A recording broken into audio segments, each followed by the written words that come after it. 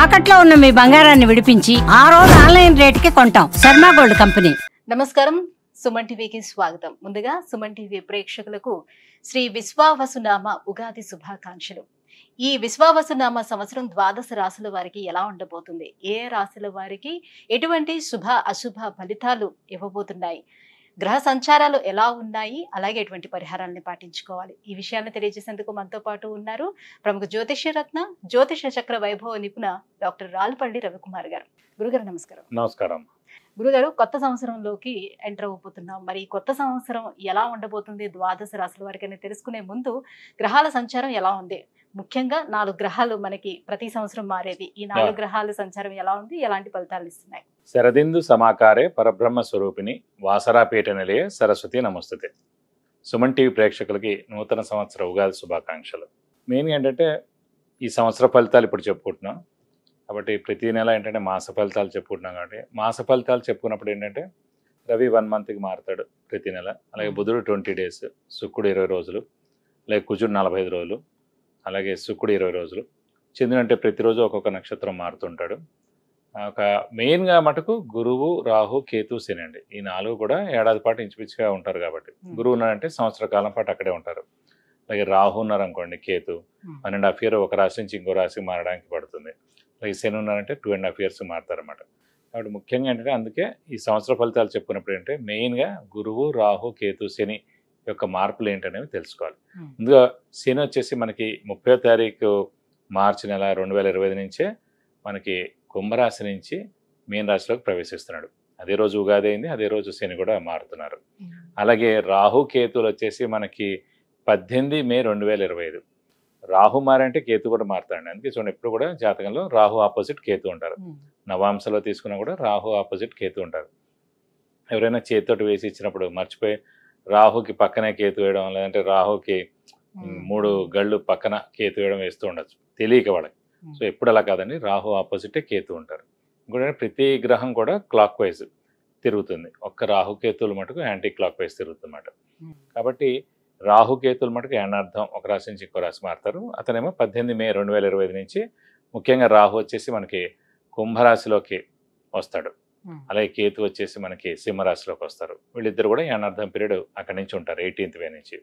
Next వచ్చేసి మన గురువు, ముఖ్యంగా ఏంటంటే గురువే ఇంపార్టెంట్. అందరూ అనుకుంటారు గురువు మార్పు మళ్ళీ వస్తుంది. గురువు ఏ రోజైతే మారుతాడో ఆ రోజే పుష్కరాలు స్టార్ట్ అవుతాయండి. ఇదే రూల్ అనమాట. సాధారణంగా గురువు ఏ రాశి నుంచి ఏ రాశి మారుతాడు మనం అనుకుంటుంటాం. మన జాతకం చెప్పినప్పుడు కూడా మన రాశి నుంచి 2వ స్థానంలో, 5వ స్థానంలో, 7వ స్థానంలో, 9వ స్థానంలో, లాభస్థానంలో గురువు ఉన్నప్పుడు మన శుభ ఫలితాలు చెప్తుంటాం కదా. సో అందరూ అనుకుంటుంటారు అబ్బాయి ఎప్పుడు మన రాశి నుంచి 2nd హౌస్ వస్తుంది, ఎప్పుడు మన రాశి నుంచి 5th, 7th, 9th, 11th వస్తుంది. సో వాళ్ళకి ఒకటే నమ్మకం ఏంటంటే ఈ రోజైతే పుష్కరాలు స్టార్ట్ అవుతాయో ఆ రోజు గురువు ఒక రాశి నుంచి ఇంకో రాశిలోకి మారుతున్నట్టు మనం ఈజీగా గుర్తించవచ్చు. ఇంకోటి అంటే ముఖ్యంగా చాలామందికి అంటే ఇప్పుడు కొంతమందికి వివాహం కాని వారు ఉంటారు, సంతానం లేని వారు ఉంటారు, ఉన్నత చదువు గురించి వెళ్ళిన వాళ్ళు ఉంటారు, అలాగే ఫారెన్ విజిట్స్ కానీ, ట్రావెల్స్ కానీ, అంటే అసైన్మెంట్స్ కానీ గురించి వెళ్తారు, కొత్త జాబ్ గురించి, ప్రమోషన్స్ గురించి, అలాగే సంతానం, గృహం, వాహనం ఇవన్నీ కూడా మనం చెప్పుకోవాలంటే కనుక గురువు యొక్క మార్పుతోటే చెప్పాలన్నమాట.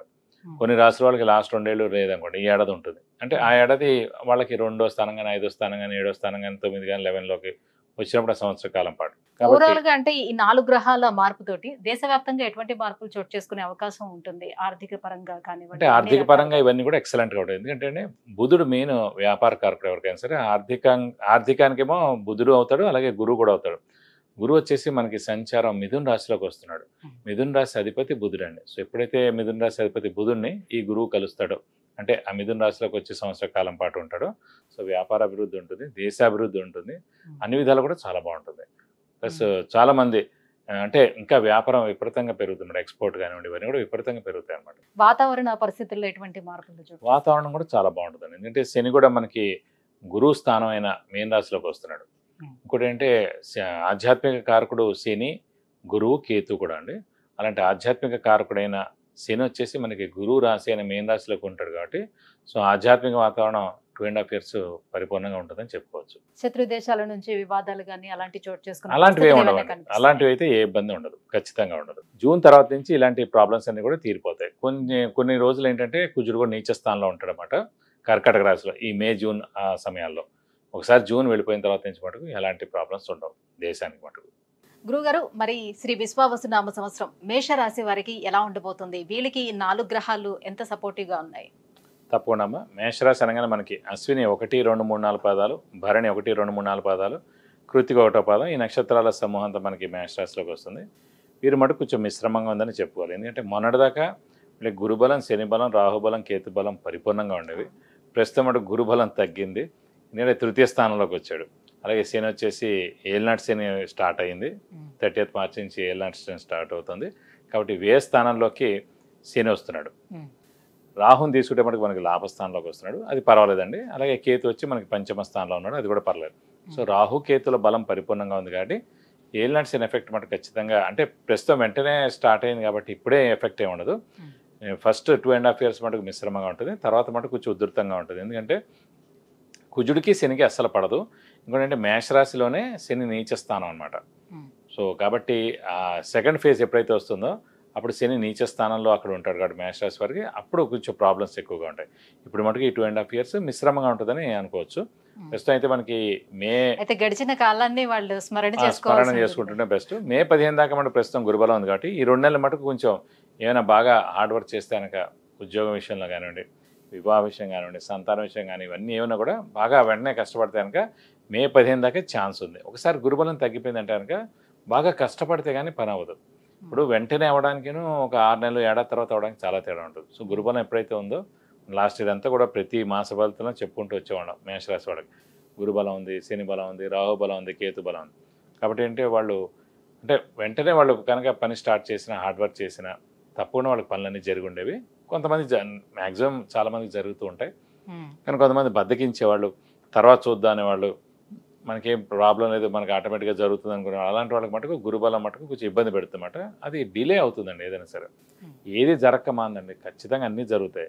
కానీ ఏంటంటే మనస్ఫూర్తిగా చేసింది ఏంటంటే డిలే లేకుండా ఉంటుంది. మనస్ఫూర్తిగా చేసిందేను, మంచి సమయంలో చేసిందేను, దైవబలం దైవానుగ్రహం ఉన్న సమయంలో మనం చేసే పని ఏదైనా సరే తప్పకుండా సత్ఫలితాలను ఇస్తుంది అన్నమాట. గురుగారు, గురుబలం ఉంది అని అంటున్నారు కదా, ఎంతవరకు తక్కువ ఉంటుంది? ఎందుకంటే 3వ స్థానంలో ఉన్నటువంటి గురువు ఎటువంటి ఫలితాలను ఇస్తాడు? మళ్ళీ ద్వితీయ స్థానంలో ఉన్నంతసేపు గురువు సత్ఫలితాలను ఇచ్చాడని. తృతీయం ఎప్పుడైతే వెళ్ళిపోయిందో, తృతీయ స్థానం అంటే జనాల సహాయ సహకారాలు, అలాగే గోల్డ్ స్థానం, అలాగే మనకన్నా చిన్న బ్రదర్స్ కానీ సిస్టర్స్ కానీ ఏముందో అది తమ్ముడు స్థానం కానీ సోదరి స్థానం కానీ, సో వాళ్ళకి చాలా బాగుంటుంది.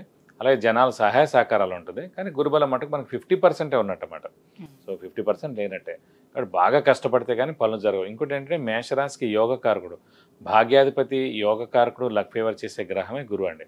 సో అలాంటి గ్రహం అయిన గురువు మనకి తృతీయ స్థానంలో ఉన్నాడు కాబట్టి మిశ్రమ ఫలితాలను ఇస్తారన్నమాట. సో గురుబలం మటుకు మిశ్రమంగా ఉందని మనం అనుకోవాలి. ఆరోగ్యమే మహాభాగ్యం అంటారు. మరి ఆరోగ్య పరిస్థితి ఎలా ఉంటుంది అంటే ప్రస్తుతం అయితే ఆరోగ్యం బాగానే ఉంటుందని. ఎందుకంటే ఏలినాటి శని మొన్నే అంటే ఇప్పుడు 30th మార్చి నుంచే స్టార్ట్ అవుతుంది కాబట్టి వెంటనే ఎఫెక్ట్ దానిది ఏమి ఉండదు. నెక్స్ట్ ఫేజ్ ఎప్పుడైతే వస్తుందో అప్పుడు ఉంటుందండి. కాబట్టి ఇప్పుడు మటుకు ఆరోగ్యం, పెద్దవాళ్ళు, చిన్నపిల్లలు, ఇంట్లో ఉన్న వాళ్ళందరూ కూడా మేషరాశి వారికి ఆరోగ్యపరంగా ఈ సంవత్సర కాలం అంతా కూడా బాగానే ఉంటుందని చెప్పుకోవాలి. సో ఏలినాటి శని ఇప్పుడే ప్రారంభం అవుతుంది, మరి స్థానచలనం కూడా ఉంటుందా వీళ్ళకి? ఇప్పుడే స్టార్ట్ అవుతుందా? ఈ విషయంలో కూడా స్థానచలనం తప్పకుండా ఉంటుందండి. ఒకసారి ఏలినాటి శని స్టార్ట్ అయిందంటే తప్పకుండా స్థానచలనం ఉంటుంది. అది ఇల్లు మార్పు కానీ, ఉద్యోగ మార్పు కానీ, ట్రాన్స్ఫర్ అవడం కానీ, లేదంటే వేరే ఊరికి వెళ్ళడం కానీ, లేదంటే ఫారెన్కి మొత్తానికి షిఫ్ట్ అయిపోవడం కానీ, ఫారెన్లో జాబ్ రావడం కానీ, ఇలాంటివన్నీ కూడా అవకాశం ఉంది. కాబట్టి ఫారెన్ ఎవరైతే వెళ్ళాలనుకుంటున్నారో ఇది సరైన సమయం అనమాట. సో వారు బాగా కష్టపడితే ఖచ్చితంగా ఫారెన్ వెళ్ళేందుకు అవకాశం ఉంది. అలాగే ఉన్నత చదువు గురించి ఎవరైనా విద్యార్థులు ఎవరైతే ఉన్నారో ఉన్నత చదువు గురించి ట్రై చేస్తే వాళ్ళు కూడా తప్పకుండా ఫారెన్ వెళ్ళేందుకు అవకాశాలు ఎక్కువగా ఉన్నాయి. మరి ఎటువంటి పరిహారాలను పాటించాలంటారు ఏలినాటి శని కోసం, గురు బలం కోసం ఎలాంటి పరిహారాలు? ప్రస్తుతం ఏంటంటే గురువు పర్వాలేదని తృతీయ స్థానంలో ఉన్నా కూడా శనికి మటుకు తప్పకుండా పరిహారాలు చేసుకుంటే మంచిది ఇప్పటి నుంచి. ఎందుకంటే మేషరాశికి అధిపతి కుజుడు అండి, శనికి కుజుడికి అస్సలు పడదన్నమాట. కాబట్టి మనం ముందు నుంచే అలర్ట్ అవుతే కనుక మంచిది. కాబట్టి ప్రతి శనివారం మన చేతిలో ఉన్నది విద్య ఒకటే అన్నమాట. ప్రతి శనివారం ఉపవాసం అనేది ఉండడం చాలా మంచిది. సైంటిస్టులు చెప్తున్నారు, డాక్టర్స్ చెప్తున్నారు, అందరూ చెప్తారు ఉపవాసం ఉంటే కనుక చాలా మంచిదని. ఇది ఎప్పటి నుంచో మన ఋషులందరూ చెప్తారు. కాబట్టి ఏదైతే గ్రహం బాగాలేదో ఆ రోజున మనం ఉపవాసం ఉండడం చేతన నేను మాడిపోయి ఉంటున్నాను, నేను కడుపు కాలిపోయి ఉంటున్నాను, సో అప్పుడు ఆ ఎఫెక్ట్ ఏం పడదన్నమాట. పోన్లే పాపం వాడు మన గురించి ఇదిలో ఉన్నాడని చెప్పి ఆ ఎఫెక్ట్ కూడా ఎక్కువ పడదు. కాబట్టి ఉపవాసం పరిపూర్ణంగా ఉంటాయి కనుక తప్పకుండా ప్రతి శనివారం ఇప్పటి నుంచి 7.5 ఏళ్ళు ఫిక్స్డ్గా పెట్టుకుంటే సరిపోద్ది. ఏలినాటి శని అయ్యేదాకా మనం ఖచ్చితంగా ప్రతి శనివారం ఉపవాసం ఉంటే చాలా మంచిది. అలాగే శివుణ్ణి లేదంటే ఆంజనేయ స్వామిని ఎక్కువగా ఆరాధిస్తే చాలా మంచిది. ప్రతిరోజు శివుడు అష్టోత్తరం కానీ లేదంటే ఆంజనేయ స్వామి అష్టోత్తరం చదువుకున్నా కూడా మీకు అన్ని విధాలా మంచి చేకూరుతుంది. విద్య, ఉద్యోగం, వివాహం, విదేశీయానం, ఆరోగ్యం అలాగే ఐశ్వర్యం వీటన్నిటి గురించి తెలుసుకోవాలంటే కింద స్క్రోల్ అవుతున్నటువంటి నెంబర్లకి కాల్ చేసి గురువుగారు అపాయింట్మెంట్ పొందవచ్చు. గురువుగారు, ఈ విశ్వావసునామ సంవత్సరం మేషరాశి వారికి ఎలా ఉండబోతుంది, ఎలాంటి పరిహారాన్ని పాటించుకుంటే బాగుంటుంది, ఈ విషయాన్ని తెలియజేసినందుకు ధన్యవాదాలు. నమస్కారం.